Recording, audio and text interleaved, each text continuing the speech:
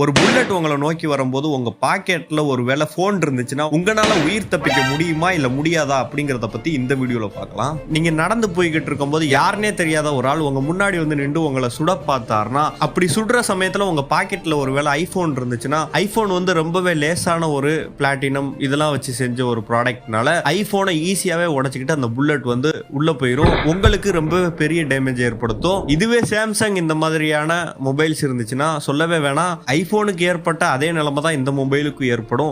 In case தெரியாதனமா உங்க வீட்டில் இருக்கக்கூடிய பழைய நோக்கியா மொபைல் உங்க பாக்கெட்ல இருந்துச்சுன்னா கண்டிப்பா அந்த புல்லட்னால உங்களுக்கு எந்த விதமான ஆபத்துமே வராது. ஏன்னா நோக்கியா மொபைல் ரொம்பவே ஹார்டான சர்ஃபேஸ் கொண்ட பொருட்களால உருவானது. அதனாலதான் வெயிட் பிரஷர் மிஷினால கூட நோக்கியா மொபைல ஒண்ணுமே செய்ய முடியாது. அதனால சுடுற புல்லட் உங்க மொபைல்லே லாக் ஆயிரும். உங்க உயிருக்கு எந்த விதமான ஆபத்துமே வராது. நீங்க எந்த மொபைல் யூஸ் பண்றீங்க அப்படிங்கறத மறக்காம கீழே கமெண்ட் பண்ணிட்டு போயிருங்க. இந்த வீடியோ பிடிச்சுன்னா அப்படியே ஒரு லைக் பண்ணிருங்க.